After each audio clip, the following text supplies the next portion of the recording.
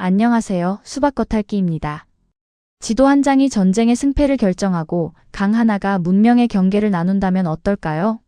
오늘 우리가 살펴볼 헤로도토스의 역사 제4권 멜포메네는 바로 그런 이야기입니다.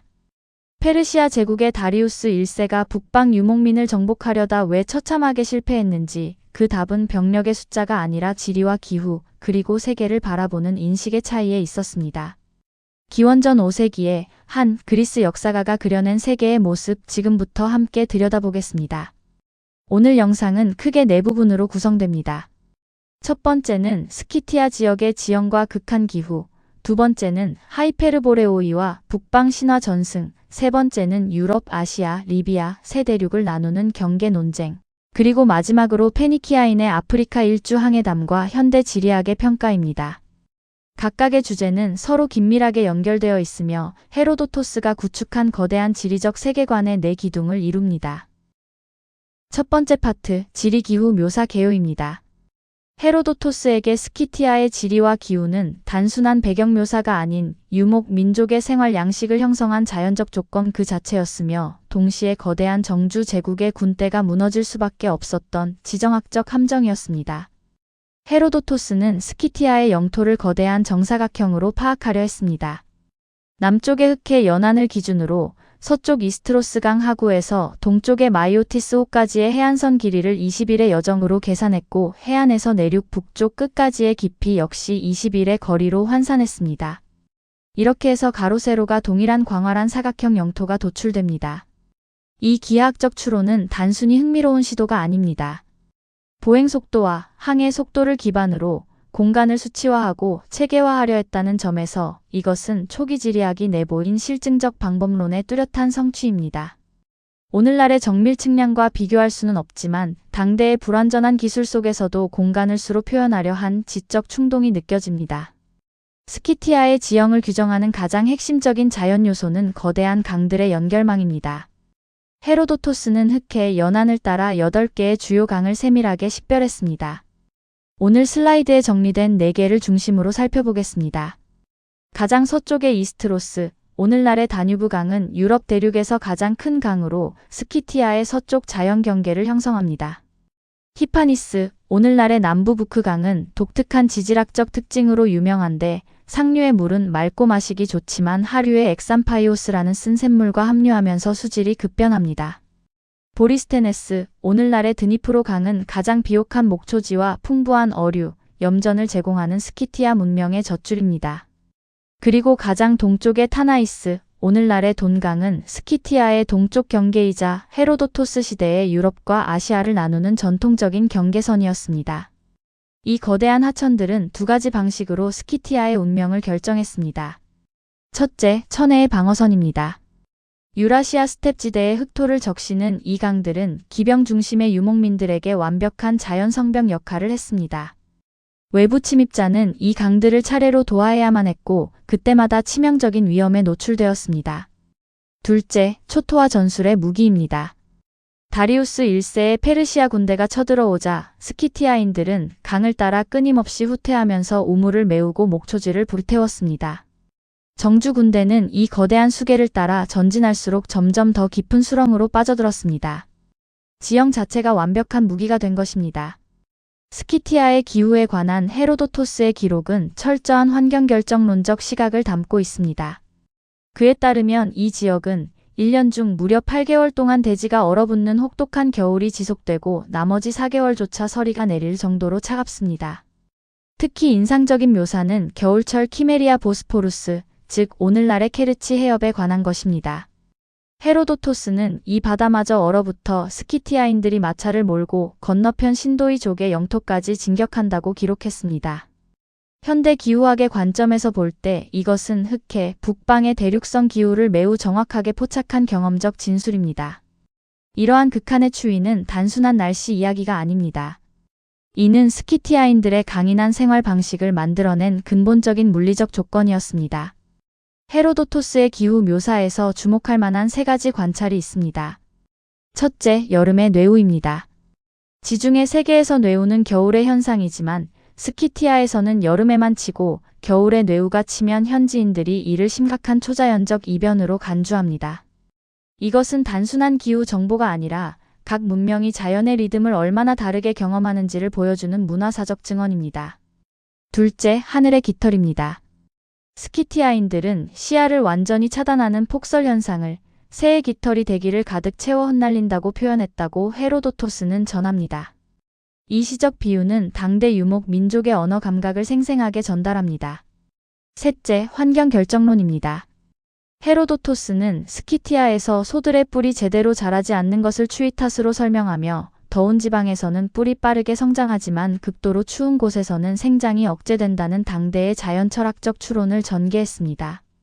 헤로도토스의 민족지적 시선은 흑해 연안에서 내륙 깊숙한 곳까지 뻗어나가며 문명에서 야만으로 이행하는 거대한 동심원을 그려냅니다. 가장 바깥쪽, 즉 해안지대에는 그리스계 정착민인 보리스테니테스가 거주하며 헬라스 문명과 유목 세계의 상업적 교착점을 형성합니다. 그 안쪽에는 칼리피다이와 알라조네스처럼 유목과 농경 양쪽에 걸쳐 사는 혼혈 집단이 위치합니다. 더 북쪽으로 들어가면 자신들의 소비가 아닌 헬라스 세계 수출을 위해 밀을 재배하는 농경 스키티아인이 나타납니다.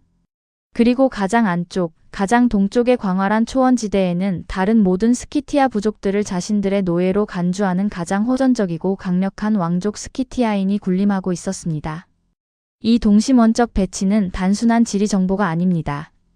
다리우스 1세의 침공 당시 스키티아가 어떻게 부족 연합을 구성하거나 분열하는지를 이해하기 위한 헤로도토스가 치밀하게 구축한 지정학적 배경 지식이었습니다. 스키티아의 공식적 경계를 넘어서면 헤로도토스의 기록은 더욱 이국적이고 섬뜩한 세계로 들어갑니다. 안드로파고인은 인간의 고기를 먹는 식인 풍습을 지닌 부족입니다. 네우로인은 1년에 한 번씩 늑대로 변신한다는 주술적 전설을 가지고 있으며 현대 학자들은 이것이 늑대 가죽을 걸친 제의적 행위를 목격한 이들의 증언이 변형된 것으로 봅니다. 그리고 타나이스 강 너머에 사는 사우로마타인은 아마존 여전사와 스키티아 청년들의 결합으로 탄생했다는 전설을 지닌 부족입니다. 이 다양한 이방 부족들의 공간적 배치는 단순한 흥미 유발용 이국 취미가 아닙니다. 헤로도토스가 이들을 기록한 이유는 분명합니다.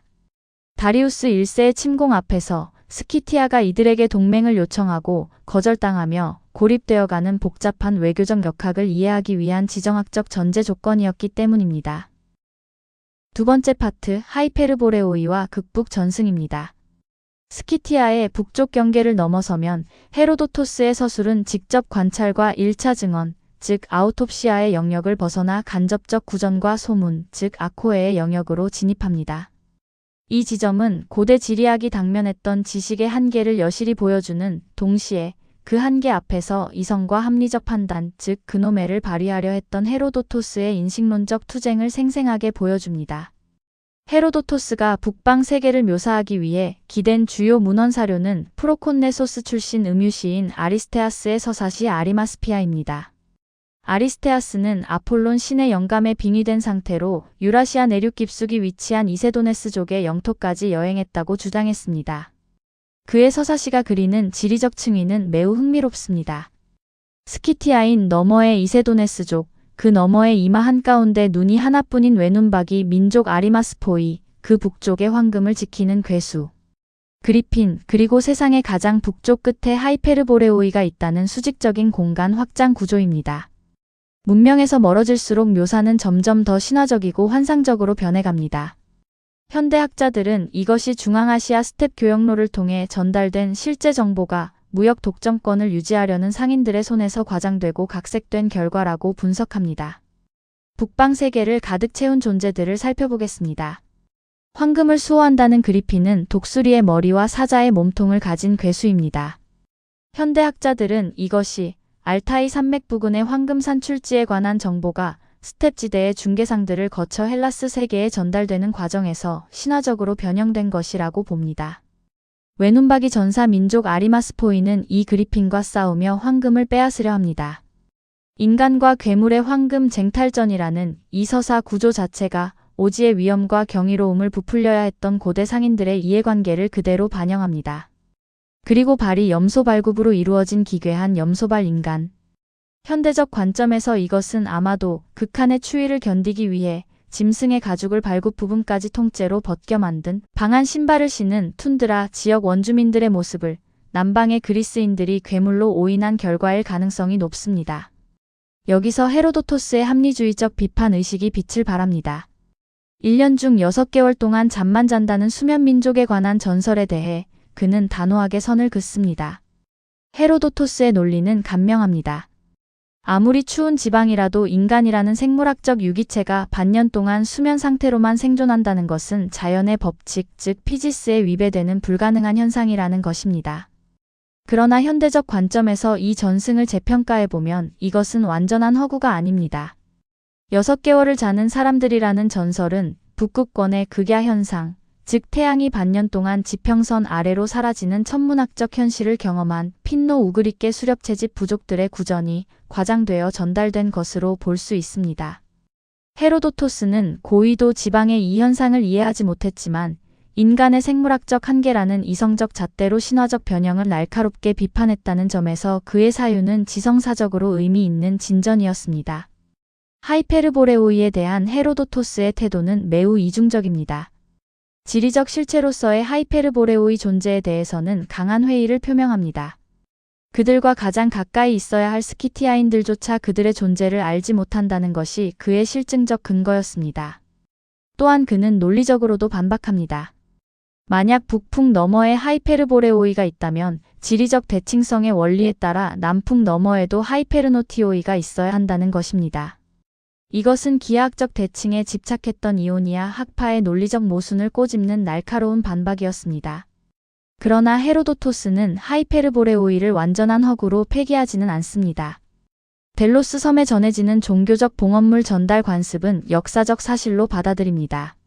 하이페르보레오이의 신성한 봉헌물이 이웃 부족들을 릴레이처럼 거쳐 스키티아, 아드리아해에 연한 에피로스의 도도나 에우보이아를 지나 최종적으로 델로스에 도달한다는 것입니다. 실제로 그 봉헌물을 직접 전달하러 왔다가 섬에서 죽은 처녀들 아르게, 오피스, 히페로케, 라오디케의 무덤이 델로스 섬 안에 실제한다는 물증도 꼼꼼히 기록했습니다. 헤로도토스가 극북 전승 앞에서 취한 입장은 맹목적 믿음도 전면적 부정도 아닌 엄밀한 사료 분리였습니다.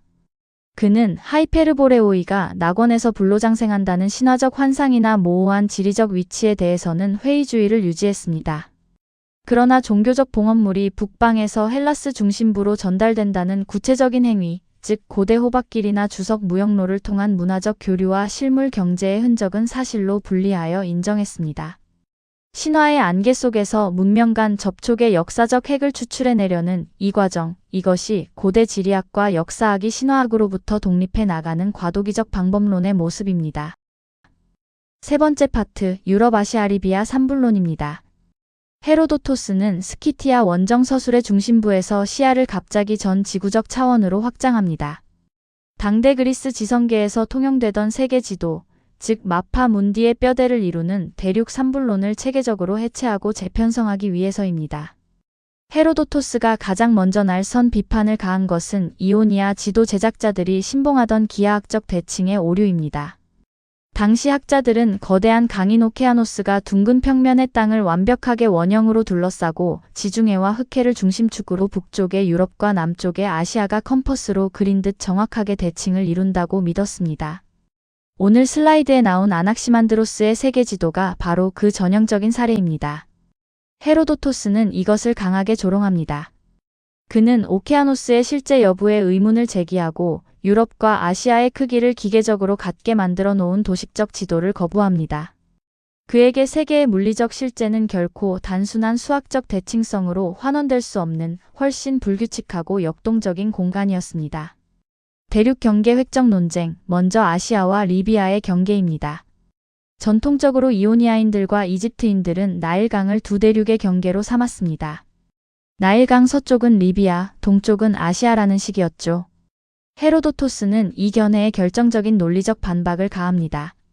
만약 나일강이 기준이라면 나일강 삼각주를 중심으로 수천 년을 살아온 이집트라는 단일한 문화적 정치적 공동체가 아시아 속의 이집트와 리비아 속의 이집트로 기형적으로 양분된다는 것입니다. 공동체의 유기적 통일성을 중시한 헤로도토스는 이집트 영토 전체를 단일한 지정학적 실체로 인정했습니다. 따라서 그는 아시아와 리비아를 나누는 진정한 경계는 팔레스티네 지역에서부터 홍해와 아라비아만으로 이어지는 좁은 지역, 즉 오늘날의 수에즈 지역 주변이 되어야 한다고 주장합니다. 유럽과 아시아의 경계 논쟁으로 넘어갑니다. 전통적으로 코카서스 산맥 부근의 파시스 강이 두 대륙의 경계로 간주되었습니다. 그러나 헤로도토스 시대의 많은 지식인들과 항해자들은 아조프해, 즉 마이오티스호로 흘러드는 타나이스 강과 키메리아 보스포루스 해협을 진정한 대륙 간 경계로 인식했습니다. 다리우스 1세의 스키티아 침공은 아시아의 지배자가 바로 이 해협의 함교를 놓아 유럽 대륙으로 군대를 밀어넣은 지정학적 사건이었기 때문입니다. 나아가 헤로도토스는 대륙들의 크기가 결코 대칭적이지 않다는 혁신적 통찰을 제시합니다. 유럽 대륙의 길이가 아시아와 리비아를 합친 것과 맞먹을 만큼 극단적으로 거대하다고 판단한 것입니다. 이것은 물론 유라시아 스텝의 광활함에 압도된 지리적 착각이지만 기존의 도식적 대칭 지도를 깨뜨린 용감한 통찰이기도 했습니다. 헤로도토스에게 유럽, 아시아, 리비아의 삼분론적 지리 구도는 단순한 학문적 분류가 아닙니다. 그것은 강력한 도덕적 의미를 내포하는 역사의 서사장치입니다. 헤로도토스의 세계관에서 대륙을 분리하는 강과 해협, 사막은 신 또는 자연이 우주적 질서를 유지하기 위해 부여한 넘지 말아야 할 한계선이었습니다. 그런데 페르시아의 전제 군주들은 오만에 사로잡혀 이 경계를 반복해서 넘으려 했습니다. 키루스 대왕은 아시아 북동부의 아라크세스 강을 건너 마사게타이족을 공격하다 전사했습니다. 캄비세스 2세는 무리한 에티오피아 원정으로 군대를 굶겨 죽이고 스스로 광기에 빠졌습니다. 다리우스 1세는 보스포루스의 함교를 놓아 유럽으로 침공했다가 스키티아의 유목 지리 앞에 패배했습니다. 그리고 크세르크세스 1세는 헬레스폰토스 해협의 선교를 놓아 헬라스 세계로 넘어갔다가 살라미스 해전에서 제국의 함대가 괴멸하는 비극을 맞이합니다. 경계를 넘는 자는 반드시 파멸한다. 이것이 헤로도토스 역사 전체를 관통하는 핵심 서사 구조입니다. 네 번째이자 마지막 파트입니다. 항해담과 현대적 지리 인식. 헤로도토스의 지리적 탐구 정신이 가장 경이로운 형태로 폭발하는 대목이 이제 남았습니다. 아프리카 대륙의 남단을 완전히 돌아 항해한 페니키아인의 리비아 일주 항해담입니다. 헤로도토스의 서술에 따르면 기원전 600년경 이집트 제26왕조의 파라오 네코 2세는 당대 최고의 항해수를 보유한 페니키아인 용병 선단에게 아프리카 대륙 일주를 명령했습니다.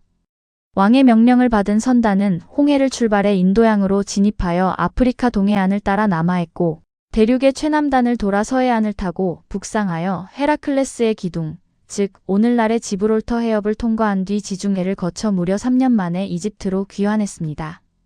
당시 기술로 막대한 식량을 적재할 수 없었던 그들은 항해 중 가을이 오면 육지에 상륙해 씨를 뿌리고 몇 달을 머물며 추수한 뒤 다시 돛을 올리는 끈질긴 자급자족 방식으로 항해를 이어갔습니다. 비교 사례로 헤로도토스는 사타스페스의 실패담도 전합니다. 크세르크세스 1세 치하에서 중범죄로 사형 판결을 받은 사타스페스는 반대 방향, 즉 지브롤터에서 출발해 서아프리카 연안을 따라 남하하는 경로를 시도했습니다. 그러나 수개월 만에 포기하고 돌아왔고 결국 왕에 의해 처형되었습니다. 이 항해담에서 가장 극적인 대목이 바로 이것입니다. 페니키아 선원들은 귀환 보고에서 이렇게 말했습니다. 항해 중 태양이 자신들의 오른쪽에 떠 있었다고요. 헤로도토스는 이 말에 강한 불신을 표명합니다. 북반구 지중해 세계에서 평생을 산 그에게 정오의 태양은 항상 남쪽 하늘에 뜨는 것이었습니다. 서쪽을 향해 항해하며 아프리카 대륙을 오른쪽에 두고 있다면 태양은 당연히 왼쪽, 즉 남쪽에 있어야만 했습니다. 그런데 태양이 오른쪽, 즉 북쪽에 있었다는 보고는 그의 우주론적 상식의 정면으로 위배되었습니다. 그러나 역설이 여기에 있습니다. 헤로도토스가 합리적 이성을 무기로 의심했던 바로 그 세부 묘사가 현대 과학의 관점에서는 이 항해가 실제로 이루어졌음을 증명하는 가장 결정적 증거가 됩니다. 페니키아 선단이 적도를 지나 남반구 깊숙이 진입하여 희망봉을 돌며 서쪽을 향해 항해할 때 태양의 황도는 선박의 위치보다 북쪽에 있으므로 정오의 태양은 배의 오른쪽, 즉 북쪽 하늘에서 내리쬐게 됩니다. 그가 자신의 상식에 맞지 않는 이 정보를 삭제하지 않고 나로서는 믿을 수 없지만이라는 단서를 달아 원형 그대로 성실하게 기록했기에 수천 년 후의 우리가 이 항해의 진실을 확인할 수 있게 된 것입니다. 현대해양학은 두 항해의 엇갈린 운명을 과학적으로 설명해 줍니다. 페니키아 선단이 홍해에서 출발해 동쪽 경로를 택한 것은 탁월한 선택이었습니다. 아프리카 동해안을 따라 남하할 때는 모잠비크 해류와 아굴라스 해류가 자연스러운 남하를 도왔고, 희망봉을 돌아 서해안을 북상할 때는 벵겔라 해류의 강력한 북향 조류가 힘을 실어주었습니다. 반면 사타스페스의 실패는 개인의 무능이 아니라 해양 기상학의 가혹한 저항 때문이었습니다. 지브롤터에서 출발해 서아프리카 연안을 따라 남하하면 적도 북은 기니만의 무풍대에 갇히거나 맹렬한 역풍과 역해류를 정면으로 맞닥뜨리게 됩니다. 바다가 얕아지고 끈적해져 배가 나아가지 못했다는 그의 변명은 허풍이 아니라 당대 갤리선이 기니만의 무풍지대에서 항해 불능 상태에 빠진 해양학적 현실을 정확히 묘사한 것이었습니다. 오늘 우리는 헤로도토스 역사 제4권이 그려낸 고대 세계 인식의 전모를 살펴보았습니다.